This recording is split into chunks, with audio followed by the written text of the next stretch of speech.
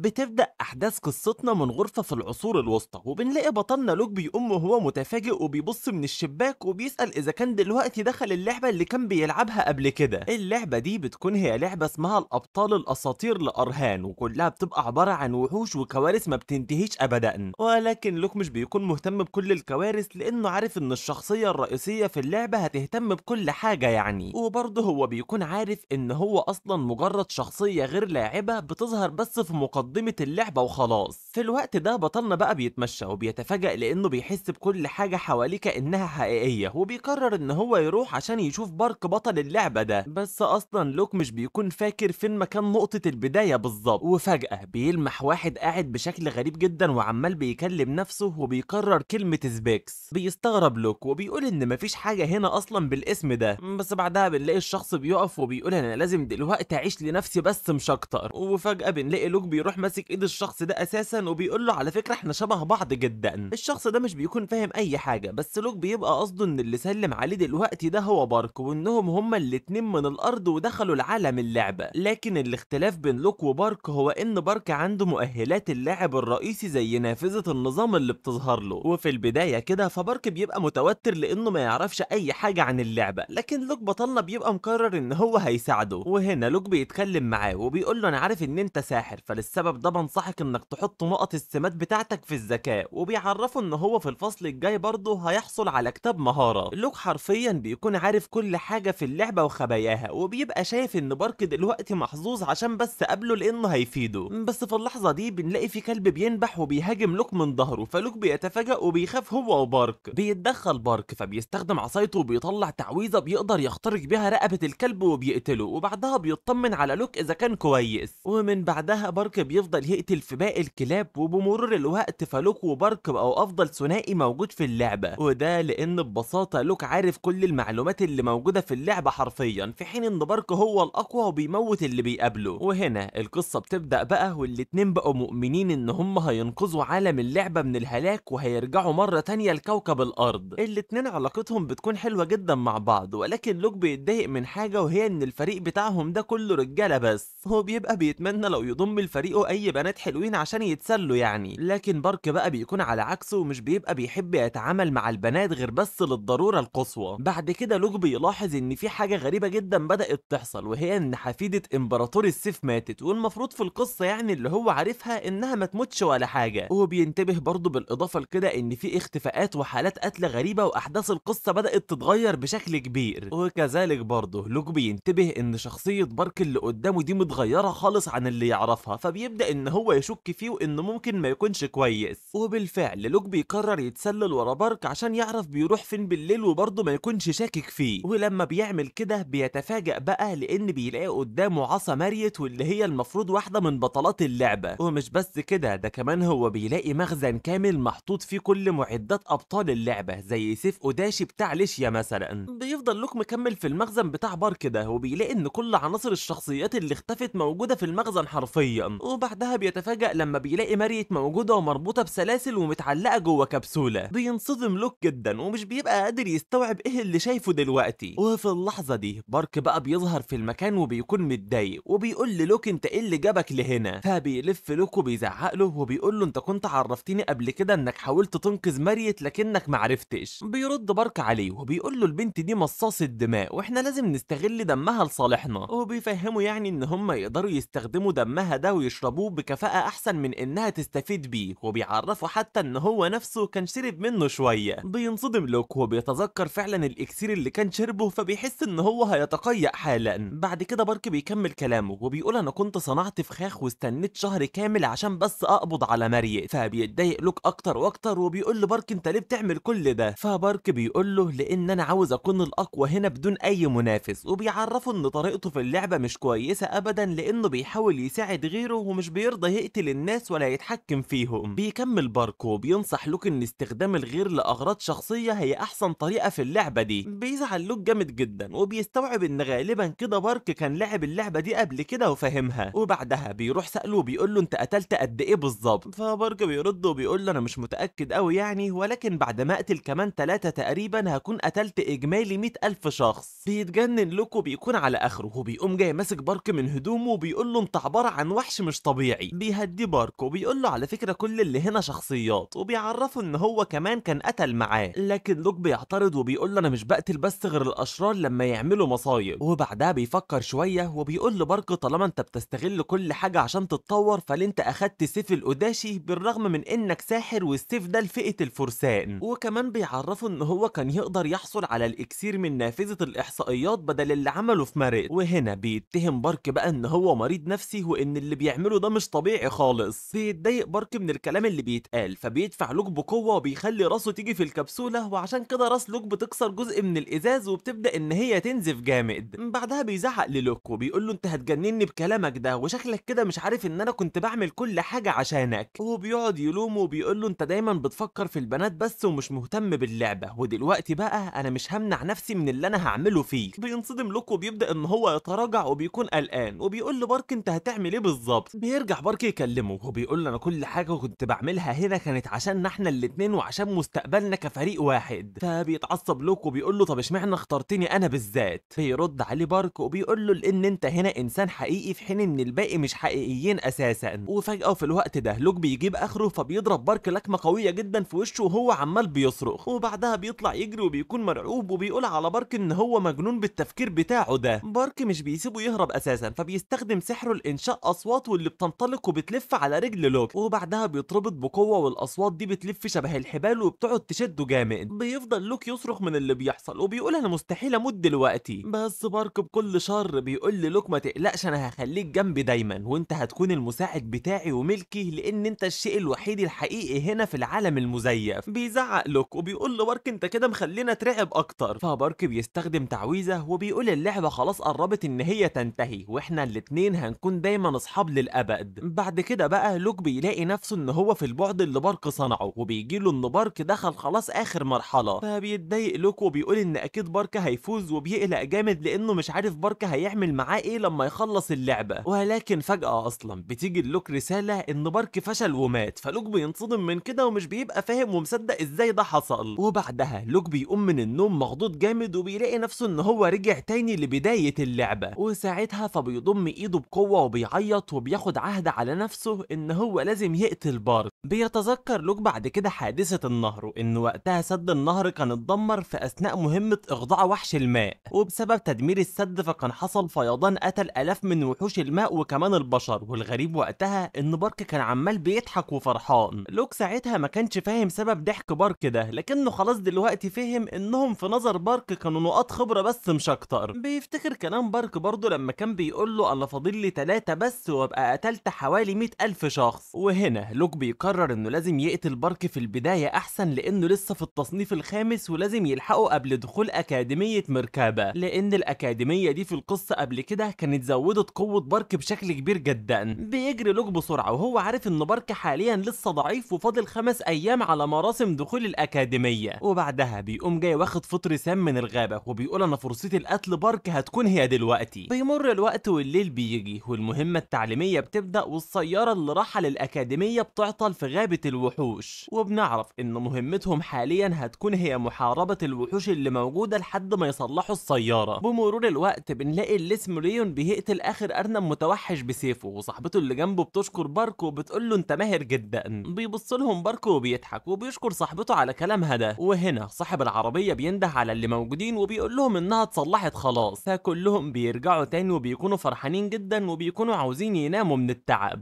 بس فجأة وقبل ما ده بيحصل بيظهر صوت زئير مرعب في المكان.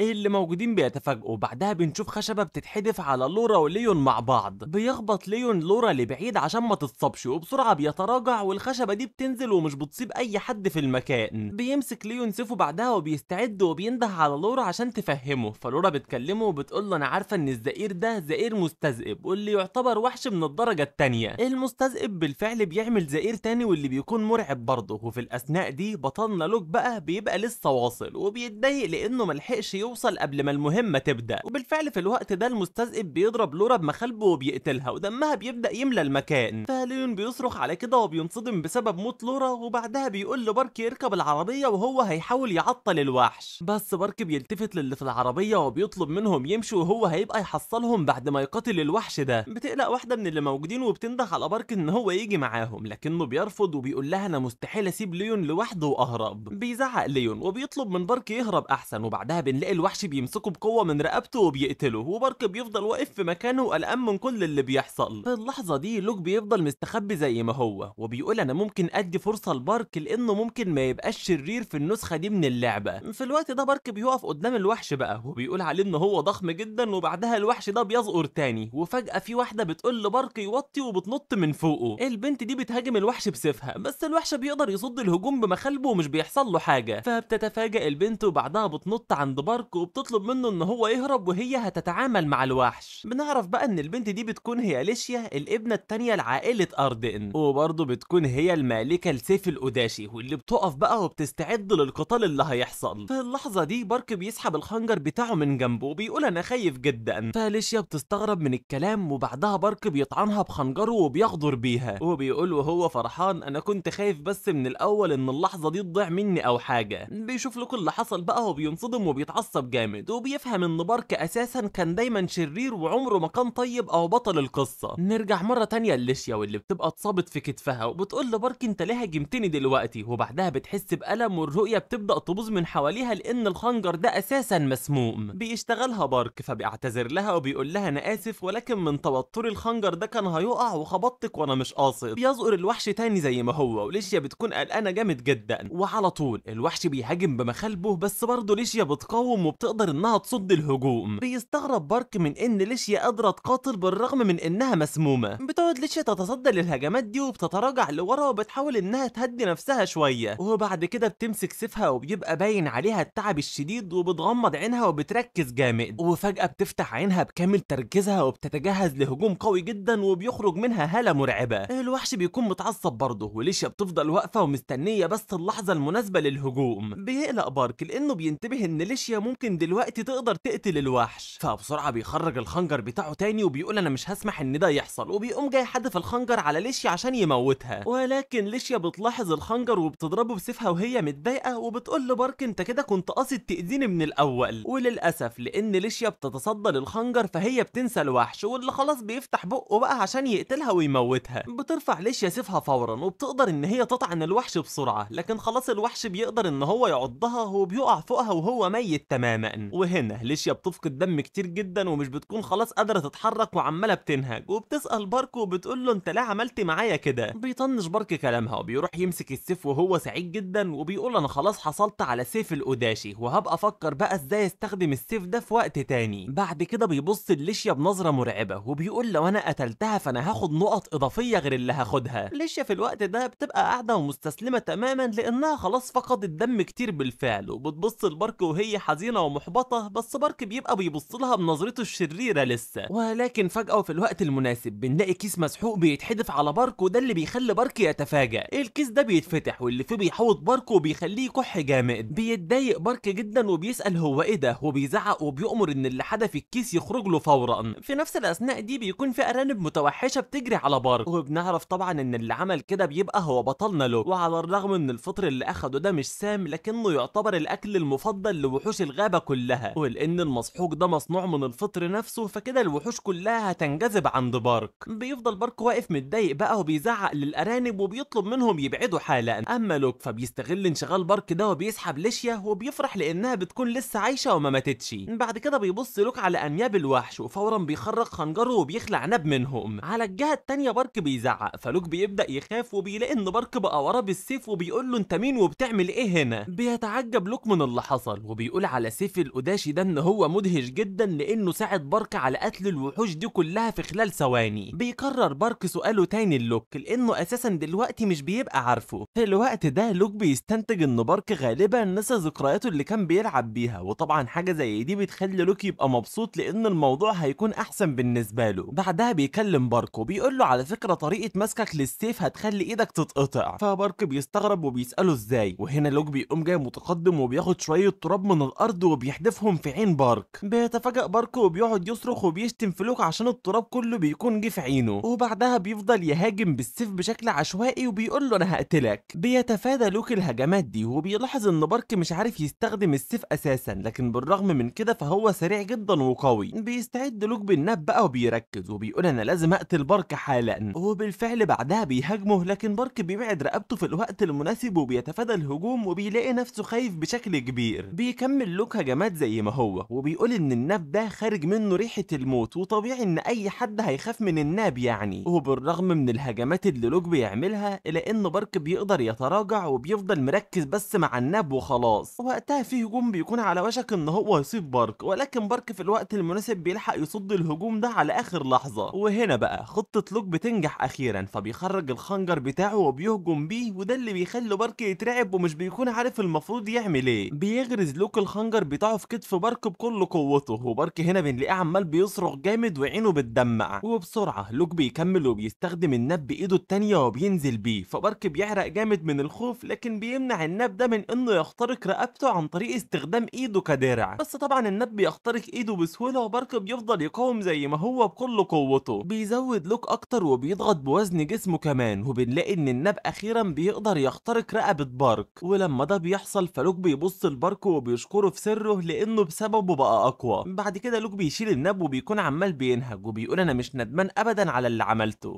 بس فجأة وبشكل غريب بنلاقي النظام بيبعت رسالة خطأ، لان بارك بطل القصة اساسا مات وبيتم دلوقتي البحث عن بديل لبارك. وقتها بنشوف انه بيقع الاختيار على لوك، واللي بيتم فحص كل حاجة فيه، وفي النهاية بيبقى هو خليفة بارك ووريث سيد فنون القتال وفارس من الرتبة 3A. وبالمنظر ده بقى فبطلنا بقى لاعب فرعي اخيرا. لوك طبعا بيتفاجأ من كده وبيسأل اذا كان بقى لاعب فرعي فعلا وهيكون ليه نافذة سمات. وبعدها بيسمع صوت حد بيكح جنبه، فبيبص وبيلاقي ليشيا موجودة واللي بتبقى مصابة جدا وعمالة بتعاني. بيجري لوك عليها وبيسألها عن اخبارها دلوقتي، فليشيا بتقول له انا مش كويسة وحتى مش شايفة خالص. فبيكمل لوك كلامه وبيقول لها اتوقع انك مش قادرة تشمي برضه وكمان دايخة. وهنا ليشيا بتستغرب وبتقول لوك انت ازاي عارف كل ده. لوك طبعا بيكون استنتج نوع السم بسهولة، فبيفرح لان لو السم كان مركز اكتر من كده فكانت ليشيا ممكن تموت بشكل فوري. بعد كده بينتبه لوك ان في نف في جسم ليشيا، فبيقرر انه لازم يوقف النزيف ده حالا ويزيل كمان السموم اللي موجودة. وبسرعة بيقلع الحزام بتاعه وبيربط جسم ليشيا، وده اللي بيخلي ليشيا عمالة بتصرخ من كتر الألم، لكن لوك بيطمنها ان هو محترف في ايقاف النزيف وازالة السموم. لوك بيكون قلقان من حاجة تانية، وهي ان ليشيا ممكن تعض لسانها من كتر الألم، ولو ده حصل فهتكون مشكلة كبيرة جدا. وللسبب ده فبيبدأ يدور على حاجة تتعض وبيشوف جثة بارك موجودة وبيقرر ان هو يستخدمها. وعلى طول بياخد ايد بارك وبيحطها عند ايد ليشيا وبيطلب منها تعضها حالا، وبيعرفها ان الخطوة الجاية هتكون مؤلمة جدا ولازم تعض في حاجة يعني بدل ما تأذي نفسها. وفورا هو بيقلع القميص بتاعه بقى وبيمسك الناب وبيشده من جسم ليشيا بسرعة كبيرة جدا. ليشيا بتفضل تصرخ جامد، وبعدها على طول هو بيربط الجرح ده بالقميص بتاعه، وده اللي بيخلي ليشيا تبدأ تهدى. بيكمل لوكو بنشوفه بيحط حاجة على النار، وساعتها بيسمع ليشيا عمالة بتتألم، فبيقول لها اصبري بس لان انا بصنع الترياق حالا. ليشيا بتكون مستغربة لوك اساسا وبتطلب منه يعرفها بنفسه، فلوك بيعمل لها كمادات وبيحطها على راسها وبيقول لها مش لازم تعرفي اسمي يعني. بتستغرب ليشيا وبتسأله عن السبب، فلوك بيطلب منها انها تسكت بس وتنام دلوقتي عشان الراحة هتخليها تتعافى بشكل اسرع. وبعد كده بنلاقي لوك بيرسم دائرة صغيرة على الارض وبيتذكر ان القصة دي كانت بتدور حوالين بارك اللي هيدخل الاكاديمية وهيكون البطل المنقذ. والمفروض في القصة ان بارك هيقتل وحوش كتير جدا وكمان هيقتل الزعيم النهائي، لكن المرة دي بقى بارك اساسا مات في البداية. بيجمع لوك قوته وبيقول انا حاليا لازم اخد مكان بارك في اللعبة، وفعلا النظام هنا بيكون مخليه هو خليفة بارك. لوك بيبقى متضايق لان الموضوع مش سهل عشان هو مش قادر يشغل النظام ولا المخزن ولا اي صلاحيات كانت موجودة عند بارك اصلا. وبيقول لنفسه انا كنت مفكر ان الموضوع مختلف ودلوقتي مش عارف استخدم النظام ده ازاي. ولكن الجانب الجيد هو ان ذكريات 3 سنوات من القتال في اللعبة قبل كده خلوه يبقى غير عادي حرفيا. بعدها بنشوف لوك بيرسم نقشه جوه الدائرة وبيخليها تخرج طاقة وبتظهر رياح، ولوك بيبص عليها وبيقول لنفسه الموضوع شغال عادي اهو. لوك كان مهووس اصلا بالسحر في حياته السابقة لحد ما قدر ان هو فعلا يستخدم سحر الرون. والرون ده فبيكون عبارة عن 3 وصايا، واللي هم الواجب وضبط النفس والقسم، ودول يعني يعتبروا 3 اقوى قوانين اساسا ومصدر القوة الخارقة وكمان مصدر للدمار. بيقرر لوك هنا بقى يستخدم ال3 وصايا على جسمه، فبسرعة بيعض صبعه وبيحط الدم على كتفه، وبعدها بيحرك صبعه على دراعه وبنلاقي ان بتتكتب حروف رونية. الوصية اللي بتتكتب دي بتكون هي اول واحدة واللي هي وصية الواجب، ودي فلازم ترتبط بقسم لوك هياخده على نفسه، زي مثلا ان هو مش هياكل فراخ تاني. لكن معروف ان كل ما القسم يبقى اصعب فبتبقى الصلاحيات الناتجة حاجة عنه أكبر. في الوقت ده حروف الرون بقى بتشتغل على إيد لوك، وبياخد قسم على نفسه إن هو لازم يحمي كل الطيبين، وبسبب تفعيل الرون فبنلاقي إن إحصائيات لوك هتزيد لو نفذ القسم ده، ولو ما نفذوش فهتتشال منه 10 نقط. بيعض لوك صبعه تاني عشان يفعل رون ضبط النفس، فبيتألم لوك تاني وبتتفعل على عدم رؤية الأرواح. وعشان نكون فاهمين ففي ناس موجودين في العالم هنا بيبقى ليهم عين تالتة، والعين دي بتوريهم الكائنات الغير مادية زي الأشباح مثلا. الأشباح بقى ما يقدروش يعملوا أي حاجة غير لأصحاب العين التالتة. وهنا الرون بيتفعل، ورؤية الأشباح دي هتخلي الضرر من الأشباح يزيد ل 600%، ولكن لأن رؤية الأشباح دلوقتي هتكون معدومة بالنسبة للوك فدفاعه ضد الكائنات المادية هيزيد ل 50%. بيفرح لوك جدا لأن الرون ده درع هيحميه من الأرواح والأشباح كلهم. وأخيرا بيجي دور الرون الأخير بقى، واللي هو قسم وبيرسمه على صدره من فوق. الرون ده بيكون فيه مخاطرة كبيرة جدا، وعشان كده لوك في حياته السابقة وبارك ما قرروش ان هم يستخدموه اساسا. بيفكر لوك شوية وبيتذكر ان بارك المدعوم بكل حاجة من النظام كان خسر حتى في القتال الاخير، وعشان كده لوك بيبقى مقرر انه لازم يستخدم رون القسم، وبيختار اصعب قسم موجود وبيقسم على حماية العالم. القسم ده يعتبر هو اعظم انجاز في اللعبة، وبكده فالرون بيكتمل، وبنلاقي السلاسل بتربط قلب لوك والتلاتة بيتنقشوا على جسمه. بيفضل لوك يصرخ وبتخرج منه طاقة مرعبة جدا، وبيظهر له ان عقوبة الفشل في تحقيق القسم هتكون هي الموت. بيمر الوقت معانا بعد كده بقى، وليشيا بتفوق وبتلاقي نفسها على سرير، فبتتفاجأ وبتقوم بسرعة، والجرح ده بيبقى بيوجعها وبتصرخ. الممرضة بتفرح وبتقول لليشيا انا مش مصدقة انك اخيرا فقتي. فليشيا بتستغرب وبتسأل الممرضة عن مكانها، بتجاوبها الممرضة وبتعرفها انها دلوقتي موجودة في مستشفى مدينة مركابة. وفورا ليشيا بتسأل عن الشخص اللي جابها هنا، فالممرضة بترد وبتقول لها انه مشى خلاص. بتستغرب ليشيا جدا وبتحاول ان هي تقوم، بس الممرضة بتعرفها ان الحركة دلوقتي ممنوعة بالنسبة لها. فليشيا بتقول لها تمام، وبتقعد تدور في حاجتها وبتلاقي شنطتها وجواها بيكون موجود حزام، وبتعرف ان الحزام ده هو بتاع لوك، فبتبص عليه وبتلاقي دم، وبتنده الممرضة وقتها. بترد الممرضة وهي قلقانة، وليشيا هنا بتسألها على حلوى العسل، بس الممرضة بتقول لها للأسف انت حاليا ما ينفعش تاكلي غير بس الحساء. وبمرور 3 ايام معانا بيجي اخيرا يوم التقديم في اكاديمية مركبة، وفي اللحظة دي لوك بيفتح المحفظة عشان يخرج البطاقة بتاعته، لكنه فجأة بيلاقي رسالة، فبيستغرب وبيقول انا مش فاكر اي حاجة عن الرسالة دي. ولما بيفتحها بيلاقيها تبقى رسالة من امه، واللي بتقول له انا فخورة بيك جدا، وبتطلب منه ان هو بس يبقى جنب الكل على طول ويحاول يحميهم دايما. بياخد لوك نفسه وبيقول من الواضح ان هم حطوا له الرسالة دي في السر، وبيتذكر ان هو لما دخل اللعبة دي في البداية ولقى نفسه في جسم لوك فكان عارف ان ليه عيلة، بس لانه كان لسه جديد في العالم فكان بيتم معاملته دايما بغرابة، ولكن اهله في اللعبة كانوا بيعاملوه كويس على طول. فللسبب ده هو كان حبهم وكمان حب العالم، وبيقول ان دي حاجة من الحاجات اللي مخلية في اختلافات ما بيني وما بين بارك. في الاثناء دي بنلاقي في عربيات كتير بتوصل، والمحطة بتزدحم جامد جدا، والطلاب بيكونوا ماشيين وهم منبهرين وبيلاقوا عربيات ترام كتير. بعد كده في بنت بتيجي وبترحب بكل الطلاب الجداد وبتطلب منهم بس ان هم يتجمعوا، وبتتفاجأ بمدى الطول اللي عند لوك وبتقول له انت شكلك كده بتاكل كويس. بيرد لوك عليها وبيعرفها بنفسه، والبنت دي بتقوم جاي مقدمه له قطعة بطاطا. وبعدها الطلاب بيركبوا الترام وبيتحركوا حوالين الأكاديمية، والبنت بتبدأ تعرفهم على المباني اللي موجودة وتخصصاتها. البنت دي بيكون اسمها مارتي، واللي تعتبر ساحرة من الطراز الأول ومن طلاب الصف الثاني. مارتي تعتبر طيبة جدا، لكن بناء على القصة فهي هتمر بأحداث بشعة وهتتحول خالص وهتبقى الزعيم الأخير للمرحلة الأولى. بعد كده الرحلة بتخلص معانا بقى، ومارتي بتقول للكل وهم نازلين ياخدوا منها البطاطا بس، ولما الكل بينزلوا بتودعهم. وهنا الطلاب بيدخلوا للأكاديمية، ولوك بيبص على السقف وبيشوف دائرة سحرية موجودة، وبيعرف إن ده سحر التوسيع. السحر بيبدأ معانا فورا، وبنلاقي الدنيا بتتحول لظلام وكل اللي موجودين بيكونوا خايفين جدا، بس فجأة في واحد بيهديهم وبيقول لهم ما تخافوش، وبيعرفهم ان هو ما توقعش يخافوا كده. الطلاب بيكونوا خايفين اكتر، لكن لوك بيفضل واقف هادي وبيتذكر ان ده هو صوت العجوز هامين. وبنعرف من لوك ان الأكاديمية دي معمولة لمقاومة عشيرة الشر، والعشيرة دي في اقوى سلاح للتصدي ليهم هم البشر الخارقين اللي بيستخدموا الهالة والمانا. وطبعا الأكاديمية تعتبر احسن مكان لانتاج الخارقين دول وتطويرهم. وفجأة من وسط الظلام في واحد بيظهر بقى وبيرحب باللي موجودين، وبيعرفهم ان هو البروفيسور دامان المسؤول عن استقبال الطلاب الجدد السنة دي، وبيقول لهم ان هو بروفيسور الفرسان. لوك بيقدر يتذكره وبيقول انا بقالي كتير جدا ما شفتوش، الوحوش. دمان بيتكلم وبيقول انا متضايق من الرسميات دي ويا ريت بقى ندخل في الاختبار على طول. وفي الوقت ده بتظهر شاشة قدام كل واحد من اللي موجودين، ولوك بيبص وبيلاقي ان الاحصائيات بتاعته منخفضة جدا، وحتى بيعرف ان هو موجود في المستوى السادس، فبيتعصب وبيتضايق قوي من الاحصائيات الزبالة بتاعته دي. بعد كده دمان بيرجع يتكلم وبيقول ان في ارقام ظهرت من 1 ل6، وبيأمر الطلاب ان هم يقفوا قدام الرقم اللي بيمثل المستوى الكلي. لوك بيقف قدام رقم 6 وبيكون حاسس بإحراج لأن كده يعتبر من الأضعاف. فدمان بيتكلم برضه وبيتمنى للكل الحظ في المعركة الجاية اللي هيدخلوها. ساعتها المسؤولين هنا بيشوفوا الطلاب وبيكونوا مركزين جامد على أصحاب المستوى الأول والتاني، وبيقولوا من الواضح إن في عدد كويس السنة دي من الموهوبين. بس في واحدة بتتكلم وبتقول إحنا مش لازم نختبر طلاب المستوى الأول والتاني أساسا، أو ممكن حتى نسيبهم للآخر وخلاص. وبنشوف بقى إن طلاب المستوى التاني دول فبيكون منهم إليشيا وكاهنة الغابة يوه ويل وكمان درون، ومعاهم برضو بيبقى موجود لودون واللي هو سيد الغول. اما بالنسبة لصاحبة المستوى الاول والوحيدة اساسا فهي الشيطانة هوران. بتتكلم واحدة من المسؤولين هنا لما بتشوفها وبتسأل ازاي المدير قبلها اصلا، فواحد تاني بيقاطعها وبيقول لها انا عاوز ارمي اصحاب المستوى السادس بره واخليهم يسقطوا على طول. بتتعصب البنت وبتقول اللي بيحصل ده كله ما ينفعش وان القوانين اللي المدير حاططها تعتبر غلط. فصاحبها ده بيخاف وبيطرقع صوابعه وبيقول لها خلاص خلينا نبدأ الاختبار. وفجأة ولما بيقول كده بتنزل خزنة أسلحة قدام الجميع وبتترزع جامد، فلوك بيقول إن هو كان مستني الخزنة دي من بدري. بعدها بتيجي رسالة إن في ال30 ثانية الجايين الوحوش هتبدأ تظهر، والمفروض إن هم يقتلوا أكبر عدد يقدروا عليه. لوك بيبقى شايف إن الاختبار ده يعتبر قاسي لأنهم بيسيبوهم لوحدهم مع الوحوش. بعد كده لوك بيدور في الأسلحة بقى، وبمرور الوقت بيقول لنفسه إن أصحاب المستوى السادس والخامس بيختاروا أي سلاح بعشوائية وبنسبة كبيرة، فبيختار السيف. وفي الوقت ده الوحوش بتظهر بقى واللي بيبقوا عبارة عن كلاب صيد من المستوى الخامس، وبيبدأوا يعملوا صوت مخيف جدا في المكان. لوك بيبقى معجب بالسيوف، بس المرة دي بيقرر ان هو يستخدم الرمح لانه اسهل من السيف بكتير جدا في التعلم. وخلاص الثانية الاخيرة في العد التنازلي بتيجي، فلوك بياخد نفس عميق وبيحدف الرمح بتاعه وبيصيب كلب وبيقتله. الكلب اللي جنبه بينصدم جامد وبيخاف، وساعتها لوك بيعتذر على اللي عمله، بس بنلاقي الكلاب دي بتبدأ تهرب، ولكن لوك مش بيسيبهم وبيحدف الرمح على واحد تاني وبيقتله برضه. وبيقول انا كده كده متأكد اني هفوز بسبب الخبرة الكبيرة اللي عندي في قتل انواع الكلاب دي. بيقدر لوك يخلص على كل الكلاب في خلال 12 ثانية بس، وبيفتكر انه في حياته السابقة ما قدرش يقتل الكلاب دي اساسا واتطرد من الاكاديمية. بعدها بيمسك الرمح بكل حماس وبيقول انا مستني اللي عليه الدور بس ان هو يجي. بس بمرور الوقت لوك بيزهق جدا من الانتظار وبيتساءل ليه مفيش اي وحوش بتظهر، وبيقول ممكن يكون في خطأ في النظام او حاجة. بس في اللحظة دي واحد من المسؤولين بيتحرك وبيبص على الطلاب واللي معظمهم بيكونوا بيصرخوا وبيطلبوا النجدة. بس المسؤول بيتضايق وبيقول الطلاب دول ملهمش اي لازمة، لان لما انا كنت قدهم فقتلت الوحوش دي في خلال دقيقة بس. بعد كده بيبص ناحية فقاعة لوك فبيستغرب وبيركز وبيلاقي ان لوك قاعد بيتاوب وزهقان، فبيقول من الواضح ان مفيش وحوش ظهرت له، وبعدها بيستدعي الوحوش تاني على طول. بيستغرب لوك لما بيلاقي وحوش المستوى الاول ظهروا من جديد قدامه، وساعتها المسؤول بيكمل في طريقه وبيسمع صرخات الكل وبيقعد يستهزأ بيهم. وفي نفس الوقت فلوك بيهاجم وبيقدر ان هو يقتل الكلاب دي تاني. وبعد شوية المسؤول ده بيقول ان اول ناجح خلص في 7 دقايق، وبيقول ان اصحاب المستوى الثالث ممكن يخلصوا في دقيقة او 2. في الاثناء دي بيبص برضه على فقاعة لوك تاني فبيتعصب جدا وبيقول للولد ده ما بيعملش اي حاجة، وبيخمن ان النظام ممكن يكون بايظ. بيرد صاحبه عليه وبيقول له بس النظام ما حصلش فيه اي خطأ قبل كده، ولكن المسؤول بيكون مصر برضه ان مفيش اي وحوش خرجت للوك. بيرد صاحبه ده وبيقول له انت شفت الوحوش وهي مش بتخرج ولا ايه؟ لكن المسؤول بيقول له انا مش لازم اشوف، وعلى طول بيستدعي الوحوش تاني عشان تيجي لوك. المرة دي الوحوش بتظهر بقى البطلنا، واللي بيتعصب وبيسأل ليه كل شوية الكلاب دي بتخرج له، وبسرعة بيمسك 3 رماح وبيحدف الرماح دي وبيقتل الكلاب المرة دي في 7 ثواني بس. الاتنين المسؤولين بينصدموا جدا وبيقولوا ازاي ده ممكن يكون حصل، وبعدها بيطلبوا من دمان ان هو يجي ويبص على لوك حالا. دمان بيكون متعجب وبيقول لهم هو في ايه، فالاتنين بيسألوه عن الرقم القياسي لاصحاب المركز الثالث والرابع. بيرد عليهم دمان وبيقول لهم ان الرقم القياسي ده 3 دقايق بس. فالمسؤولين بيقولوا له لو كده ففي قدامنا دلوقتي طفل مدهش معانا وشكله ابن واحد من الصيادين بسبب مهاراته الرهيبة. بعد كده بيستدعوا الخنزير بقى، واللي بنعرف ان هو وحش من المستوى الرابع، وبيسألوا نفسهم لوك ممكن يعمل ايه معاه. بس برضه بكل بساطة لوك بيقدر يقتل الخنزير ده. فالمسؤول بينصدم وبيقول ده كده قتله في 3 ثواني بس. بعدها بيكملوا وبيستدعوا الدب البومة من المستوى الثالث، والدب ده بيكون ضخم وبيخرج صوت مخيف. بس لوك برضه بكل بساطة بيتفادى هجماته وبينزل من تحته، وبعدها بيضربه بالرمح في جنبه. بيتألم الدب جامد جدا، وبسرعة بيهاجم لوك بإيده التانية، لكن لوك بينط لبعيد وبيتفادى الهجوم برضه. وبعدها بيقوم جاي مستخدم هجوم كناس، فبتخرج من ايده نار بتصيب الدب ده وبتخليه يشتعل. المسؤولين كلهم مش بيكونوا مصدقين، وبيقولوا ان اللي بيحصل ده هو سحر روني، وحتى دمان بيكون منصدم وبيركز جامد مع لوك. نرجع مرة تانية بقى للدب واللي بيكون بيصرخ بسبب النار لكنه بيتحرك عادي. فلوك بيتضايق وبيقول من الواضح ان السحر بتاعي لسه ملوش اي تأثير كبير، وفورا بيلف الرمح في دوائر وبيجري حوالين الدب، وفجأة بينط في السماء وبيقول ان اهم حاجة في سحري ان هو شتت انتباه الوحش اللي قدامي. وهنا بقى بيكون استغل الفرصة ورشق الرمح في راس الدب حرفيا. بيندهش واحد من المسؤولين جدا وبيقول على لوك ان هو مميز، وبيبقى نفسه يشوف قتالاته مع وحوش اقوى هتبقى عاملة ازاي. زميله برضه بيتحمس لقتال لوك مع الارواح الشريرة، وبيقول احنا هنبدأ دلوقتي بروح من المستوى الخامس. وفعلا الاستدعاء بيتم معانا، ولوك هنا بيحس بالاستدعاء لكن مش بيكون شايف ولا سامع اي حاجة حواليه. بيستوعب لوك ان خصمه اكيد من الارواح، ولكن بيبقى عارف ان الرون مخليه ما يقدرش يشوفهم. وساعتها هو بيغمض عينه وبيختبر اذا كانت الروح دي هتأذيه ولا الرون هيفضل حاميه فعلا. وبمرور دقيقة كاملة بنلاقي ان مفيش اي حاجة بتحصل. فلوك بيبتسم وبيقول انا كده اتأكدت خلاص ان الرون اتفعل، وبعدها بيرفع ايده وبيستسلم. نتيجة لوك بقى بتتسجل معانا، وبنشوف ان هو ما قدرش يفوز على الارواح، لكن في مواجهة الوحوش فهو حقق ارقام قياسية جديدة. بيشكر لوك المسؤولين، فالمسؤول عن اختبار لوك بيفضل واقف مصدوم ومش فاهم اصلا سبب انسحابه. وبعدها الجميع بيخرجوا من الاختبار وبيتكلموا وبيعرفوا بعض وصلوا لحد فين. وساعتها لوك بيشوف جاي واقف مبسوط وبيبقى واثق من نفسه جدا. لوك بيبقى فاكر ان جاي ده كان اتخانق مع بارك في اول اللعبة، ولكن بارك كان قتله عشان اتضايق منه. فبيقول لنفسه ان جاي ده مزعج جدا، ولكن بيدي تبرير ان ممكن ده بسبب سنه. بعدها بيبص لوك على طلاب تانيين، فبياخد باله من لارك واللي يعتبر طالب حاسس بالنقص اللي جواه. وفي مرة حتى لارك ده كان شتم بارك برضه، ولكن بارك كان قتله هو كمان. بعد كده بنلاقي المدير بيتكلم في الميكروفون بقى وبيعرف الجميع بنفسه، وبيقول ان الكل دخلوا هنا بس عشان يكونوا اقوياء، وبيتمنى انهم يوصلوا للي عايزينه. وساعتها الكل بيسمعوه بيبقوا مركزين جامد في كلامه. المدير ده بيبقى هو هيرو، وبيقول ان الاكاديمية هنا مجرد خطوة بس، ولكن الباقي هو في ايدكم انتوا يا طلاب. وبعدها بينهي الخطاب بتاعه. بيتحرك الطلاب كلهم، وجي بيقول على نفسه ان هو يبقى فارس من المستوى الثالث. ووقتها بيشوف لارك فبيروح له وبيسأله عن مستواه. بيترعب لارك منه وبيقول ان هو في المستوى الخامس. فجي بيفضل يستهزأ بيه وبيسأله اذا كان ما قدرش يقتل الكلاب ولا ايه. في الاثناء دي لوك بيتحرك وبيروح لعند جي وبيرحب بيه، فجي بيستغربه اساسا وبيقول له انت مين. بيلطف لوك الاجواء شويه وبيعرف جي ان الوشم اللي على قفاه ده يعتبر حلو جدا وبيدل على فصيله دمه، وبيعرفه ان هما الاتنين من نفس الفصيله. فبيتحمس جي وبيفرح وبيقول له على فكره امي هي اللي عامله الوشم ده بنفسها. بيرد عليه لوك وبيمدح امه وبيقول له شكلها مدهشه جدا، وبيساله اذا كان عنده اي وشوم تانية. لوك اصلا كان عارف موضوع الوشوم دي من زمان، لان لما جي كان مات في حياته السابقه فامه كانت جت الاكاديميه وقالت انها رسمت الوشوم دي كلها عشان يعني لو جي اتصاب فتسهل على اللي معاه انقاذه. بعد كده جي بيبين العضله بتاعته وبيقول ان العربيه اللي عليها دي بتدل على الاكاديميه نفسها. فلوك بيقول له انت مدهش جدا، وبعدها بيعرفه بنفسه، وجي كذلك بيعرف بنفسه برضه. بيبص لوك للارك وبيطلب يعرف بنفسه كذلك، بس لارك بيبقى متوتر ولكن بيرد. وبالمنظر ده الاجواء بتبقى لطيفه بقى، وليشيا بتلاحظ اللي حصل وبتعجب جدا بذكاء لوك اللي انقذ لارك من التنمر. لوك بقى بيبقى قاصد يعمل كده عشان بس يخلي لارك يشوفه بعدين كشخص كويس، والحقيقه هي ان لوك اساسا عاوز يستغله لمصلحته. فبيبتسم ابتسامه شريره وبيقول انا دلوقتي حصلت على كتاب مهارات مجاني يعتبر. ليشيا بقى مش بتكون فاهمه اي حاجه وبتقول على ابتسامه لوك الشريره دي ان هي ابتسامه لطيفه. بيفكر لوك شويه وبيقول ان من احسن مميزات الاكاديميه دي ان المرافق بتاعتها مجانيه شبه السكن مثلا، ولو في حاجه هنا بفلوس فهي بتكون مدعمه، وان اهم مكان بالنسبه له هو غرفه التدريب، لان التدريب هناك هيحول المستحيل لممكن. ساعتها بقى لوك بيقعد يتدرب على قتال الارواح لانهم بالنسبه له غير مرئيين ولازم يلاقي طريقه يموتهم بيها. في الوقت ده في طلاب بيندهشوا جامد لان في العادي مفيش طلاب جدد بيتدربوا على قتال الارواح يعني، وحتى طلاب السنه التانيه بيعانوا جدا في التدريب ده اصلا. بس فجاه لوك بيتخبط بقوه في وشه والطلاب بيقولوا ان دي هي جزات الناس المغروره. ساعتها لوك بيكون عمال بينهج وبيسال اذا كان المفروض ياجل التدريب ده شويه ولا ايه، وفجاه واحد من المعلمين بيوصل وبينده عليه وبيقول له انت ليه دلوقتي بتتدرب مع الارواح. بيرحب لوك بالمعلم وبيعرفه ان هو عاوز يتدرب بس على تقنيات الرمح بتاعته. فالمعلم بيروح ساله اذا كان شايف نفسه يقدر يهزم الارواح ولا ايه، فبيرد لوك وبيعرفه ان هو هيفضل يكمل تدريب مهما كانت النتيجه. مش بيرتاح لوك للي بيحصل وبيتساءل اذا كان عمل حاجه غلط في امتحان القبول. وبعدها المعلم بيفضل واقف ساكت شويه في مكانه، وفجاه هو بيفرح وبيقول للوك انت روحك مدهشه جدا وبيديله مكافاه 10 كوبونات ل10 وجبات مجانيه. بعد كده المعلم بيمشي من المكان وبيقول للوك لما تفوز بس ابقى تعالى وعرفني عشان عاوز اهنيك. فلوك بيفرح وبيقول له تمام ماشي، وبعدها بيهدى وبيشوف ان هو كان قلقان من شويه بس على الفاضي، وان طالما المعلم دلوقتي اداله كوبونات فده دليل على ان المعلم بيحبه. وبعدها بيقرر يكمل تدريب بقى، في حين ان مارد بتشوفه وبتستغربه وبتهتم بيه شويه. بيتحرك لوك بالرمح والروح بتنطلق وبتهاجمه وبتقدر تصيبه في جنبه بقوه، فلوك بيصرخ لان الهجوم ده بيطيره وبيرزعه على الارض. بياخد لوك نفسه وفجاه بيلاقي فوطه بتتحدف على وشه، ومارتي بتروح لعنده بكوبايه شاي وبتساله اذا كان التدريب كان صعب عليه ولا ايه. بيرد لوك وبيقول لها ايوه انا مرهق جدا دلوقتي. فمارتي بتملى الكوبايه بسحرها وبتقول له لوك طب جرب ترتاح، وبتديله الكوبايه دي وبتعرفه ان هو بالتدريب اكيد هينجح المره الجايه. بياخد لوك الكوبايه وبيقول لنفسه مفيش مره جايه اساسا، لان دلوقتي انا لوحدي على عكس حياتي السابقه اللي كان بارك معايا فيها، ودايما قبل كده كان بارك هو اللي بيساعدني، ولكن حاليا انا لازم اعتمد على نفسي وبس. بيشكر لوك مارتي بقى على الكلام بتاعها ده وبيعرفها ان هو اساسا مش ناوي يستسلم دلوقتي. فمارتي بتتفاجئ من كده وعلى طول لوك بيقوم وبيقول انا لازم ان انا اكون اقوى في اسرع وقت ممكن. بيروح لوك بقى وبيواجه الروح اللي عليها الدور وبيكون عاوز يشوف كل القدرات اللي قادر يستخدمها من حياته السابقه حتى لو بيبالغ في ارهاق نفسه. وفورا لوك بيستخدم اندفاع التعبان السام، وبعدها بيستخدم هجوم نمر الرياح، وكمان بيستخدم هجوم يانك المضاد برضه، وبيجرب كذلك دوران رمح السماء. وفي الاخر فهو بيستخدم هجوم اسمه محطم الجبال. بيحس لوك هنا ان هو ضعيف جدا وان كل معلوماته ملهاش اي لازمه لو فضل بنفس مستواه كده، فبياخد نفسه شويه وبيمسك الرمح بقوه وبيقرر يتدرب اكتر من اي حد عشان يكون الاقوى. وبيبقى شايف ان مع التدريب والخبره بتاعته فهو مش هيخسر اي معركه بعدين، وعلى طول فعلا بيستخدم هجوم التعبان السام وهالته بتبدا تزيد اكتر واكتر. فبيحدف الرمح بتاعه ولكن الروح للاسف بتقدر تتفادى الهجوم. بتشوف مارتي اللي بيحصل وبتتساءل اذا كان لوك استسلم خلاص ولا ايه، لكنها بتتفاجئ ان هو مسك الرمح تاني وبيبقى مستعد. وهنا مارتي بتفهم بقى ان لوك كان حدف الرمح عشان يمسكه تاني اساسا بقوه ومن منطقه احسن. ساعتها هالة لوك بتبدا تشتغل وبسرعه بيكمل بهجمات التعبان وبيطعن بقوه كبيره جدا وبيقدر يصيب الروح دي وبيدمرها. بتقف مارتي منبهره من اللي بيحصل وبتقول لنفسها ان لوك ده مش معقول ومدهش. وبتشوف المشهد الجميل قدامها الموت الروح بقى ولوك اللي بيبقى طاير في الهواء بكل ثقه، بس بسبب الحسد اللي عند مارتي ده فلوك بينزل على الارض حرفيا وبيقع والرمح بتاعه بيتكسر. بتجري مارتي ناحيته وبتساله اذا كان بخير ولا لا. لوك مش بيرد عليها وبيقول لنفسه انا بلغت وتخطيت حدود جسمي تقريبا. وبعد كده بيمر الوقت وتاني يوم بيجي وبنشوف مارتي بترحب بالطلاب الجداد كلهم وبتعرفهم على الاكاديميه من جوه. الطلاب هنا بيكونوا بيمدحوا في مارتي وبيقولوا عليها ان هي فخر الاكاديميه، ولوك مش بيبقى مهتم وبيبقى مركز بس في تقويه جسمه، وبيكون عارف ان هو محتاج اكتر من اكسير زي ما كان بارك بيديله. بس المره دي بقى لوك بيبقى عاوز يعتمد على بديل الاكسير واللي هو الرون يعني. بيتضايق لوك شويه وبيبص للارك وبيقول ان هو هيستخدم وصيه حمايه غيره وحل كل مشاكلهم. وفعلا لوك بيروح لعند لارك وبيقطعه عن القراءه وبيعرض عليه ان هم يروحوا ياكلوا مع بعض دلوقتي. بيستغرب لارك الفكره بس لوك بيهمس له في ودنه وبيقول له انا عاوز اتكلم معاك بس عن الجريموير. فبينصدم لارك من كده لان الجريموير ده هو كتاب سحر مميز بيتعلم منه المهارات اللي فيه بمجرد بس قراءته، ولان مكتبه مركبه هي مكتبه ضخمه فيها كل المعارف عشان تنتقل للاجيال، الا انها برضه مكان مناسب لاخفاء كتاب الجريموير. لوك ولارك بقى بيروحوا لعند المكتبه دي ولوك بيقول احنا دلوقتي بندور على ابره وسط كومه قش. فلارك بيقول للوك انا مش مهتم وبيفكروا بالوعد ان هم هيجيبوا الكتاب. بيطمنوا لوك وبيقول له ما تقلقش تقلقش انا هنفذ الوعد ده وهجيب لك كتاب الجراموير. وفعلا لوك بيبدأ تدوير بقى وبيقول لنفسه ان لارك يعتبر طالب مثالي وبيحفظ كل انواع السحر في كتابه للتعويذات. بس لوك بيبقى عارف ان كل ده ملوش لازمه لان مستوى لارك يعتبر قليل ومش هيقدر يستخدم التعويذ اللي معاه اساسا. بعد كده لوك بيحذف الكتاب فلارك بيبص وبيبقى مستغرب. وهنا لوك بيكون بيعد الكتب لحد ما بيوصل لكتاب معين وبيسحبه وبيرميه على الارض. فلارك بيستغرب وبيقول للوك يا ريت تبطل اللعب بتاعك ده. ولكن لوك اساسا بيكون واقف قدام باب خفي واللي بيبقى اتفتح بسبب رميه للكتب دي كلها. بيتفاجئ لارك وبيسأل لوك ازاي فتح الباب ده. فلوك مش بيرد وبيجري وبيدخل على طول ولارك بيطلب منه بس ان هو يستنى ثواني. بعد كده الاتنين بيمشوا في طرقه غريبه بتكون طويله. وهنا لارك بيقول ان المكان هنا عجيب جدا. فلورك بيرد عليه وبيقول له استعد بقى لان ده هو وقت الوفاء بوعد ليك. بيتوتر لارك شويه لكن بيسلم على لوك وبيقول له انا هساعدك في مواجهه كل الارواح الشريره زي ما انت عايز. وهنا لوك بيضرب لارك لكمه قويه جدا في وشه قبل ما يكمل كلامه وبيخليه يغمى عليه على طول. وبعدها بيقف شبه الاشرار وبيقول انا خطتي خلاص هتبدا دلوقتي. لوك بيبقى فعلا هدفه مساعده لارك لكن برضه بيبقى عاوز يخلص مهمه خاصه وهي القضاء على الروح الشريره اللي موجوده هنا. ساعتها لوك بيركز وبيقول انا خصمي دلوقتي هو دوك واللي يبقى روح شريره من الرتبه المميزه ومهمه هزيمته اساسا تعتبر مستحيله. فبيقعد لوك يفكر شويه كده في طريقه للفوز على الروح دي. في الوقت ده دوك بيكون بيهاجم بطاقته المرعبه وبتنطلق كرات طاقه مظلمه على لوك. لوك بيبقى فاكر ان زمان لما المهمه دي اتفعلت فتقريبا كل اللي شاركوا فيها كانوا ماتوا. وساعتها كل الهجمات بتعدي من على لوك وكانه هو الشبح اساسا ومش بيتاثر بسبب القطب بتاع الرون اللي عنده. بيفضل دوك يهاجم زي ما هو وبيبقى غضبان جدا. ولوك بيحس بتغير في الاجواء بس مش اكتر وبيسال اذا كان في حاجه بتحصل ولا ايه لانه مش شايف. وبعدها لوك بينادي على دوك وبيعتذر لانه مش شايفه ولا حتى شايف الهجمات بتاعته. فدوك بيتفاجئ وبيسكت شويه كده. ووقتها لوك بيشيل جسم لارك وبيطلب من دوك ان هو يدخل جسمه. وعشان نبقى فاهمين ففي العالم ده في عوامل بتغير البشر لانصاف بشر زي مصاصين الدماء والمستذئبين مثلا. ودوك بقى فهو من اللي اتحولوا واستيقظ فجاه كمصاص دماء. وبعدها كان قتل الخادم وحاول يقيد غرائزه كمصاص دماء لكن خاف يقتل حد من اهله. وعشان كده فهو كان امر الجميع يغادروا القلعه وبسرعه كان جاب كتاب سحر وختم نفسه فيه عشان ما يأذيش اي حد من عائلته. الكتاب ده تم اخفائه بقى في مكتبه الاكاديميه اللي احنا فيها دلوقتي. وهنا دوك بنلاقيه بيسيطر على جسم لارك بالفعل وبيصرخ جامد وبيبقى هائج وبيجري على لوك. بيكلموا لوك وبيسالوا اذا كانت غريزه مصاص الدماء جننته دلوقتي ولا ايه. وبنشوف ان لوك مش خايف ابدا لانه بيكون اختار لارك بالذات يجي معاه. ساعتها لوك بيتفادى الهجمات بسهوله وفجاه بيهاجم جسم لارك بلكمه قويه على راسه وبيرزعه في الارض. وبيقول ان لارك يعتبر هو اضعف جسد موجود في الاكاديميه كلها. خلاص دوك هنا مش بيبقى قادر يتحرك ولوك بيحط رجله فوقه وبيبقى عارف انه لو قتل لارك دلوقتي فهيحصل على اكبر جائزه واللي هي عباءه الدوك ودرع مصاص الدماء. والعنصرين دول يعتبروا من اهم العناصر اللي كانوا مع بارك اصلا. لوك بقى بيقول لنفسه انا مختلف عن بارك ومش هعمل كده. وهنا بيسال دوك اذا كان عاوز يعرف اخبار مراته وبنته. الدوك بيهدى خالص لما بيسمع الكلام ده وبيبص على لوك وهو مركز. ووقتها لوك بيقول له ما تقلقش انا هحكي لك عن حياتهم. وبالفعل بيبدا يحكي له بقى ازاي زوجته ماتت وبيعرفه اخبار بنته اللي بقت دلوقتي مغامره مدهشه. ولما لوك بيخلص كلام بيسال دوك اذا كان عرف خلاص اللي عاوزه ولا عنده اسئله تانية. بيعيط دوك شويه ولوك بيبقى عاوز ان هو ينهي حياته ولكن بشكل لائق يعني. وفي اللحظه دي بنلاقي دوك بيشكره وبيعتذر ليه عشان كان بيهاجمه من شويه. فلوك بيضحك وبيقول له ما تقلقش انا ما اتصبتش باي خدش يعني. وبعد كده الاتنين بيتكلموا تاني واخيرا دوك بيدي لوك 3 عناصر. والاول بيكون هو الغبار الروحي من الرتبه المميزه لروح دوك. وبرضه بيحصل على كتاب الجراموير واللي دوك بيكون ختم نفسه فيه. وكمان بيحصل على حاجه اسمها تجدد المحارب. بيستخدم لوك تجدد المحارب الدائم دي فورا. وبنعرف ان دي قدره بتخلي جسم لوك يتعافى بشكل مستمر طالما حافظ على ارادته وروحه القتاليه. بيفتكر لوك برضه ان المهاره دي كانت واحده من مهارات بارك لكنه ما شافهاش يعني لان بارك اصلا ما كانش اتصاب قدامه قبل كده. وفي اللحظه دي بنلاقي لارك بيفوق بقى. فلوك بيقول له ما تتعبش نفسك وبيعرفه ان في روح شريره كانت سيطرت عليه. بيرد لارك وبيساله اذا كانت دقنه وجعاه دلوقتي عشان في روح سيطرت عليه ولا ايه. فلوك بيعمل نفسه عبيط لان هو اللي كان ضربه اصلا وبيقول له مش عارف ايه اللي حصل بالظبط. وبعدها بيديله الكتاب. بيتفاجئ لارك من ان لوك بيديله الكتاب عادي كده وبيساله اذا كان يقدر ياخد الكتاب فعلا بجد. ولما بيتاكد انه يقدر ياخده بيفرح جدا بالكتاب ده لانه كان بيتمناه. وبالشكل ده فلوك بيكون اسعد لارك زي ما كان عايز ويعتبر الكتاب مكافأة بعد تعب تعب واجتهاد طويل يعني منه. بعد كده رون الواجب بقى بنلاقيها بتتفاعل بسبب مساعدة لارك ودوك، فلوك بياخد 80 نقطة سمات على كده واللي بيتوزعوا بشكل تلقائي بالتساوي. بيندهش بطلنا لان في العادي ترقية المستوى بتدي 5 نقط سمات بس، لكنه دلوقتي حصل على 80 من مهمة واحدة مش اكتر، وبيبقى حاسس ان النظام عمال بيديله نقط كتير عشان هو مش بيقدر يختار توزيع النقط براحته ازاي، وساعتها بيشيل لارك وبيخرج من المكان. بعد كده بنشوف ان بيجي للوك رسالتين وبيعرفوه ان هو خد 40 نقطة بسبب لارك و40 تانية بسبب دوك، فبياخد لوك بعضه وبيتوجه لعند غرفة التدريب، وهناك مارتي بتبقى موجودة وعمالة بتوزع بطاطا وكل اللي موجودين بياخدوا منها. بتلمح مارتي لوك موجود عمال بيسخن جسمه، فبتكلمه وبتسأله اذا كان هيتدرب على قتل الارواح تاني ولا ايه، فبيرد لوك عليها وبيقول لها ايوه بالظبط. بتبتسم مارتي لوك وبتقول له على فكرة انا هفضل اشجعك دايما. في الوقت ده الموجودين بيكونوا بيحقدوا جامد على لوك لان مارتي بتبقى بتعامله بشكل خاص، وبيتمنوا ان هو يفشل في القضاء على الارواح لما يواجهها. بتلاحظ مارتي اللي بيحصل فبيجي لها فكرة وفورا بتراهن بفلوس على ان لوك هينجح، وهنا الكل بيراهنوا على ان لوك هيفشل اساسا. بيستغرب لوك الحوار ده ومش بيبقى فاهم ليه الكل بيراهنوا عليه مع انه جاي يتدرب بس اصلا. وبعدها بيقرر ان هو يركز حاليا، فبيمسك الرمح وبيكون عارف ان هو اكيد هيهزم الارواح دي، لكن برضه بيكون عاوز يشوف قوته يعني وصلت لفين بالظبط بعد ما السمات بتاعته زادت. وبشكل مباشر لوك بيجرب اضعف هجوم لاسلوب التعبان واللي هي طعنة التعبان، وبيبقى متوقع ان الهجوم ده مستحيل يخدش الارواح لكنه بيبقى عاوز يجرب برضه. بس في اللحظة دي بنلاقي الرمح بيخترق الروح فعلا وبيقدر ان هو يقتلها، وعشان كده اللي موجودين مش بيصدقوا وبينصدموا اكتر واكتر، ومش بيكونوا عارفين ازاي لوك دلوقتي هزم الروح بهجوم واحد بس بالرغم من انه هجوم ضعيف. لوك نفسه بيكون متفاجئ وبيقول من الواضح ان قوتي دلوقتي بقت مبالغ فيها. بعد كده مارتي بتكلم لوك وبتقول له انت امبارح استخدمت هجوم مركب من 3 هجمات عشان تفوز، ولكنك المرة دي فزت بضربة واحدة. بيرد لوك وبيقول لها ايوه بالظبط كده، وبيبقى قلقان لان مارتي ساحرة وقادرة انها تتتبع هجمات التعبان بتاعته المركبة، ودي تعتبر حاجة مدهشة طبعا وهتخلي لوك يحذر منها جدا. بعدها بنلاقي مارتي بتدي لوك كيس فلوس وبتعرفه ان ده نصيبه، فلوك بيستغرب وبيقول لها هو ايه ده اصلا. بنعرف بقى ان كل اللي هنا كانوا بيراهنوا غلط وعشان كده بيبقوا زعلانين جامد، ومارتي بتفهم لوك انها كسبت فلوس كتير جدا بسببه، وبتقول له اتوقع ان دي هتكون نسبتك، وبتساله اذا كان مش عاوز ياخد فلوس من الرهان ولا ايه. بيبتسم لوك وبيقول لها اكيد مفيش حد يعني ممكن يرفض الفلوس دي لو اتعرضت عليه، فبياخد الكيس وبيكون فرحان جدا وبيقول على مارتي ان هي عبقريه. بيمر الوقت معانا بعد كده بقى لحد ما الليل بيجي، وساعتها لوك بيبقى عمال بياكل وبيقول لنفسه ان الطريق قدامي لسه طويل جدا يعتبر، بس بالرغم من كده هو بيكون مبسوط عشان بيطور نفسه بشكل اسرع من ما كان يتوقع، لكنه بيتضايق من حاجه وهي ان سحر الرون بتاعه يعتبر ضعيف، ففورا بيستخدم حرف الاتش واللي تبقى مهاره هجلاز لكن مش بتتفعل لان المنى بتاعته تبقى قليله لسه. بيتعصب لوك لانه حتى في حياته السابقه ما كانش قادر يحل مشكله المانا دي، وده عشان سحر الرون بيستهلك مانا كتير جدا. فبيكمل لوك في طريقه وبيقول انا لازم الاقي طريقه احسن عشان احل مشكله المانا بحيث ان انا اكون اقوى من حياتي السابقه. وفجاه في الوقت ده لوك بيسمع حد بيندهله، فبيقف وبيكون مستغرب وبيقول انا عارف الصوت ده كويس، وفورا هو بيتذكر مين اللي بينده وبيقول لنفسه ان دي الشخصيه اللي ما قدرتش ان انا اهزمها ابدا وحتى بارك ما قدرش يقتلها. الشخصيه دي بتكون واحده من اساطير اللعبه والجميع بيخافوا منها لانها تبقى الشيطانه هوران. بيقلق لوك جدا وبيفكر ان هو يتجاهلها احسن ويمشي، لكن هوران مش بتسيبه وبتقول لوك انا عارفه ان انت مركب وان الجسم ده مش بتاعك. بيبدا لوك يعرق جامد بقى وبيتوتر وبيتساءل اذا كانت هوران عارفه ان هو مش من العالم ده ولا ايه. وبالرغم من القلق اللي عنده لوك الا انه بيشوف ان عادي هوران تعرف حقيقته لانها اساسا نص بشريه ونص شيطانه وتعتبر ولا حيه ولا ميته، وفي اشاعات على اللي زيها انهم بيشوفوا الوان الارواح وده اللي خلاها تكتشفه دلوقتي. لوك بيفضل ساكت خالص وهوران دي بتساله عن احساسه لما التهم روح جسم مش بتاعته، فلوك بيقول لها انا معرفش انت بتتكلمي على ايه، فعلى طول هوران بتزعق وبتقول له انت ازاي ما تعرفش. بيفكر لوك وبيتذكر ان طول حياته في اللعبه كان دايما بيتساءل اذا كان هو وجسد لوك دول شخص واحد ولا ايه، واذا كانت يعني ذكرياته مع لوك اندمجت مع بعض، لكن دايما بطلنا بالسؤال ده ما كانش بيوصل لحاجه في النهايه ومش بيكون فاهم هو عباره عن ايه بالظبط. بترجع هوران تتكلم وبتقول تاني لوك انت مش ملك الجسم الاصلي وبتعرفه ان هو حرامي. بيرد لوك عليها وبيقول لها انا في بلدي كان في واحد اسمه بروس بيتحول لعملاق اخضر لما بيتعصب، وبيسالها اذا كانت تعرفه. هوران مش بتكون عارفاه وعلى طول لوك بيعرفها ان شخصيه بروس وشخصيه العملاق بيكرهوا بعض جدا، لكن بالرغم بالرغم من كده فهم كانوا كويسين لان كل واحد منهم كان عنده مميزات غير التاني. هوران برضو مش بتكون فاهمة اي حاجة، فلوك بيقول لها سواء انا الروح الاصلية او الروح الجديدة فواقع وجودنا مع بعض في نفس الجسم مش هيتغير ابدا، وحتى لو كنا عاوزين نفضل مع بعض او لا فده مش هيغير حاجة برضو لاننا احنا الاتنين اتولدنا في نفس الجسم، والولادة محدش ليه دخل فيها وما تعتبرش جريمة. بتتضايق هوران شوية وبتسكت للحظات، وبعدها بتقول بس على فكرة في ناس ولادتهم بتكون جريمة. هوران هنا بتكون صعبانة على لوك بسبب اللي مرت بيه، لكنه حاليا ما يقدرش يعمل لها حاجة غير بس الكلمات دي. بعد كده لوك بيمشي وبيعرف هوران ان هو هيبقى يشوفها تاني اكيد، فهوران بتسمع كلامه ومش بترد. وبمرور الوقت تاني يوم بيجي ولوك بيروح للجزء الجنوبي من الأكاديمية أول ما الشمس بتشرق، لأنه بيبقى عارف إن ده أول يوم هيتحط فيه لوحة المهمات. بيقف لوك قدام المهمات دي عشان يختار منهم لأنهم هيساعدوه في التطور بشكل كبير، بس حاليا لوك هدفه ملوش علاقة بزيادة مستواه وبيفكر في مهمات بس تناسب الظروف بتاعته. ساعتها بيلاقي إن ليشيا موجودة جنبه وبتكون بتبص بتركيز جامد على المهمات، فبيتضايق لوك لأن بارك كان قتل ليشيا في حياته السابقة في أول القصة، وكمان لوك مش فاكر أصلا حياة ليشيا في اللعبة عاملة ازاي لما كان لسه على الأرض. في اللحظة دي بترحب ليشيا بيه، فلوك بيسألها وبيقول لها انت عاوزة تعملي المهمات ليه مع انك في المستوى التاني اساسا. بترد ليشيا وبتعرفه ان هي محتاجة فلوس مش اكتر، فلوك بيقول ان اصحاب المستوى التاني بيعملوا اي حاجة على حساب الأكاديمية دايما، بس ليشيا بتقول له للأسف ده مش بيحصل معايا بسبب عيلتي. بيتفاجأ لوك وبعدها بيتذكر ان فعلا الأكاديمية مش بتدفع حاجة للطلاب اللي من عائلات غنية. وبعد كده ليشيا بتبدأ تزعل وبتقول ان كل افراد عيلتي مستقلين وانا مضطر اكسب الفلوس دي كلها بنفسي وما اعتمدش عليهم. بيحزن لوك عليها شويه وبيقوم جاي مختار لها مهمه وبيقول لها المكسب في المهمه دي يعتبر كويس، فاليشيا بتتحمس وبتقول للوك انها مهمه لتلاتة وبتعرض عليه ان هو يجي معاها احسن، لكنه بيعتذر وبيقول انا عندي حاجه تانية لازم اعملها. بيختار لوك مهمه مختلفه بقى واللي بتكون العثور على قطه هربانه، ومباشره وبكل سهوله بيخلص المهمه دي وبيودع الاسره، وبيبقى هو عمل المهمه اللي مش هتكسبه كتير لان هدفه هو استغلال الرون بس. لوك بيبقى انقذ القطه دي من وحش الماء وكمان حل مشكله الاسره، والطفله بتفرح جدا برجوع القطه ليها، وعشان كده لوك بيكسب 5 نقط سمات بسبب المساعده. بس في الاثناء دي بنلاقيه عمال بيضحك بشكل مجنون لانه عارف ان حتى ابسط المهمات هتخليه يتطور بشكل كويس. الطفله وقتها بتترعب من منظر لوك وبتبدا انها تجري وبتقول عليه انه مجنون، فبيكمل لوك في المهمات وهو متحمس جدا وبيقعد ينقذ شاب من متنمرين وبيرجع خاتم مسروق مثلا لاصحابه. وفجاه لوك بيتذكر ان في حاجه ضروريه انساها، وحتى هو كان كاتب ملاحظه عشان يفتكرها. بننتقل بالاحداث ساعتها بقى لعند كوخ الطباخ، ووقتها صاحب المكان بيبقى متعصب جامد وعمال بيخبط على الترابيزه وبيكسرها، وبيقول انه عمال بيعمل صوصات كتير جدا لكن مفيش اي حاجه عجباه. وفجاه لوك بيجي وبيقول للطباخ ما تقلقش انا عندي الحل المناسب ليك. الطباخ ده بيستغرب وبيقول مين اللي بيتكلم اصلا، فلوك بيقول له اسمع كلامي بس وحط دلوقتي نشا على الخلطه وهتصنع احسن صوص موجود. وبعدها بيضحك وبيودع الطباخ وبيسيبه وبيمشي. بيستغرب الطباخ الحوار ده وبيحس ان لوك مجنون مثلا، بس بيجرب وخلاص وبيحط نشا وبيشوف ان النشا مش هتغير اي حاجه. ولكن بعد شويه وقت الطباخ بيصرخ من الفرحه وبيقول انا نجحت خلاص ووصلت للطعم اللي انا كنت عاوزه من الاول. بيفرح لوك من كده لان دي كانت الحاجه المهمه اللي نساها، ودلوقتي فخلى الطباخ يوصل لوصفه الدجاج الكوري المشهور. وساعتها فلوك بيحصل على 5 نقط بس، وده اللي بيخليه يتفاجأ لانه كان مفكر ان دي رغبه من رغبات الطباخ. بعد كده لوك بيضحك زي المجنون وبيقول انا خلاص حليت مشكله الطباخ وخليته يصنع صوص لذيذ. في نفس الوقت ده هوران بتكون فوق مبنى وعماله بتراقب لوك وبتشوف اللي بيعمله فبتستغرب وبتقول عليه شكله مجنون. بعدها في معلمه بتيجي من وراها وبتقول لها انا مش بمنعك من الخروج على فكره، لكن بطلب منك بعد كده انك تاخدي اذن لما تحبي تخرجي. بتلف هوران وشها ومش بترد، المعلمه دي بتبص لها وبتكون مستغربه. وفي الاثناء دي هوران بتفتكر لوك لما قال ان ولادتهم يعني تعتبر مش جريمه، وبعدها بتفتكر اهلها وهم بيزعقوا وبيقولوا انها ما كانتش المفروض تتولد من الاول، وبتفضل واقفه تحت الغروب وبتفتكر كل ده. بننتقل بالاحداث بعدها بقى لعند ارض الصيد، وهناك المعلمه بتجمع الطلاب وبتقول لهم النهارده في تقييم على استراتيجيات النجاه في ارض الصيد دي، وبتعرفهم ان اللي هيوصل للكوخ اللي موجود في شمال الغابه فهو هينجو. بتطلب من الجميع دلوقتي انهم يلبسوا شاره الرتبه، وبتعرفهم ان الوقت وعدد ونوع الشارات هيتبدلوا بعدين بنقط يشتروا بيها جايزه. ساعتها لارك بيكون مرعوب، اما لوك فبيبص على المشاركين وبيقول ان هوران مش بتشارك في اي تقييم عملي. وفجاه ليشيا هنا بتنده على لوك، فلوك بيكلمها وبيسالها اذا كانت الامور كويسه ولا ايه. بتشكره ليشيا وبتقول له المهمه اللي اخترتها لي دي ساعدتني كتير جدا في جمع تكاليف المعيشة بتاعتي. وبعد كده لوك بيقدم لليشيا حلويات، فليشيا بتفرح جدا وبتقول له انا بحب حلوى قنبلة العسل دايما. في الوقت ده بنشوف المعلمة جوزفين بتستخدم الصوت اللي معاها وبتقول ان الاختبار هيبدأ حالا، فسحرها بيخرج وبيغطي السما، وده اللي بيخلي كل الطلاب يندهشوا جدا من السحر. ولوك بيقول على جوزفين انها ساحرة عظيمة وتعتبر الوحيدة اللي تقدر تستخدم سحر الفضاء على الناس دول كلهم. بعدها بطلنا بينتقل بشكل فوري لمكان الاختبار، وبيتفاجأ بصوت من حواليه عمال بيقول قتال، فبيتعجب لان الطلاب بدأوا القتال بمجرد بس ما اتنقلوا. لوك بيبقى عارف كويس ان حدث ارض الصيد ده يعتبر حدث مهم وصعب، وبيبقى عبارة عن قتال جماعي وبيجمعوا النقط من سرقة الشارات. في الاثناء دي بيجري لوك على طول وبيقول انا مش مهتم بالقتالات العبيطة دي ابدا، وبعدها بيفعل قوة الرون وبيقول انا هدفي الحالي بس هي ليشيا. بيخرج من صوابع بطلنا وقتها سهم بيدل على موقع ليشيا، لانه بيبقى حط علامة تتبع على الحلوى اللي ليشيا كلتها. بيضحك بعدها ضحكة شريرة وبيلحس نصل الرمح بتاعه وبيفضل يضحك وهو بينده على ليشيا عشان يروح لها. في نفس اللحظة دي جوزفين بتكون بتتكلم مع المدير وبتقترح عليه انها تدخل الغابة هي كمان عشان الاحسن يرفعوا حذرهم من اللي بيحصل. بس فجأة جوزفين بتنصدم وبتسأل على هوران وبتسأل المدير اذا كان هو اللي بعتها. بيرد عليها المدير وبيعرفها ان هي اللي اتحركت لوحدها وما قالهاش تروح اساسا. نرجع مرة تانية بقى لبطلنا لوك واللي بيبقى بيجري عشان يوصل لليشيا. اما هوران فبنكتشف انها موجودة وبتكون بتطارد لوك وعاوزة توصل له. بتقلق جوزفين جدا وبتقول انا حاسة ان في حاجة في قلب هوران اتغيرت دلوقتي. في الوقت ده بيكون في عدد كبير من الطلاب بيهاجموا ليشيا، فليشيا بتزعق وبتقول ان اللي بيحصل مش عدل لما يهاجموها كلهم مع بعض كده، وفي ثواني بتقدر ان هي تقضي عليهم كلهم. واحد من الطلاب بيتكلم وبيقول بس قدراتها هي اللي مش عادلة اساسا. وفجأة في حد برضه بيهاجم ليشيا من ظهرها وبيقول عليها ان هي وحش. بس بسرعة ليشيا بتلف لكنها بتتفاجأ ان في صخرة جت في اللي كان بيهاجمها اصلا. بتشوف ليشيا ان لوك هو اللي عامل كده فبتشكره لانه انقذها. بس بعدها بتسمع لوك بيكلمها وبيقول لها انت جميلة جدا، ووقتها بتستغرب وبتقول له انت عاوز ايه. بيتقدم لوك وبيروح مهاجمها فورا زي المجنون وبيقول لها انا قصدي ان الشارة الزرقاء بتاعتك هي اللي جميلة مش انتي. بتتفادى ليشيا الهجوم بتاعه وبتزعق له وبتعرفه انها كانت وثقت فيه وفكرته شخص كويس. فلوك بيقول لها بكل شر انا هبقى طيب معاكي لو انت بس اديتي لي الشارة. لوك بيبقى عارف كويس ان ليشيا ما تتقارنش ابدا باختها الكبيرة، لكنها برضه تعتبر من الاقوى في الاكاديمية وقدرت تهزم دلوقتي 7 طلاب لوحدها. بتهاجم ليشيا لوك وهي مش خايفة منه لانه بس في المستوى السادس. بس فورا بتتفاجأ بقوة لوك وشراسته وبيفضلوا يتبادلوا الهجمات مع بعض، وبتلاقي نفسها بتتراجع من القوة الرهيبة اللي عند لوك. بتفكر ليشيا في اي ثغرات وبتلاحظ الفواصل الزمنية ما بين الهجمات اللي لوك بيعملها، فبتستغل الثغرة دي وبتهاجم لوك وخلاص سيفها فعلا بيكون على وشك ان هو يصيبه. لكن لوك بيكلمها وبيقول لها انت على فكرة مش بتتدربي ولا بتمارسي القتال بسبب اعتمادك الكبير على الموهبة اللي عندك. وفورا بيغير اتجاه سيف ليشيا بالرمح بتاعه وبيخليه ينزل على الارض. وهنا لوك هو اللي بيخلق ثغرة بقى وليشيا بتكون متفاجئة من اللي بيحصل. بيتحرك لوك بسرعة وبرشاقة وبيقول انا دلوقتي هستخدم الجوهر المطلق للرمح بتاعي، فبيضرب ليشيا في بطنها بقوة كبيرة وبيطيرها. وبيقول المشهد اللي بيحصل ده عبارة عن لوحة فنية بالنسبة لي. بتتراجع ليشيا جامد وسيفها بيطير من ايدها وبتكون عمالة بتكح، وبتبقى عارفة انها لو ما صدتش الهجوم بهالتها فكانت ممكن تتعرض لخطر كبير جدا. وبتتفاجأ من ان لوك سريع وماهر جدا كده ومش بتكون عارفة هو يطلع مين بالظبط، ومش بتبقى حاسة ان هو من الرتبة السادسة ابدا. ولما بتبص عليه وبتحس بالهالة الرهيبة اللي عنده بتقول انا شكلي خلاص اتقضى عليا. بياخد لوك شارتها بقى وبيعرفها ان هو هيستخدمها عشان ينجح. بس فجأة بتحصل انفجارات في المكان بشكل غريب، وساعتها لوك بيسمع الاصوات وبيبدأ ان هو يقلق، وبعدها بيلف وبيتصدى فورا لهجوم من سيف ضخم كان نازل عليه. بيتعجب لوك وبيحس ان هو ممكن يموت خلاص، لان السيف ده بيكون تقيل جدا ومصنوع من معدن اصلب حتى من الفولاذ نفسه.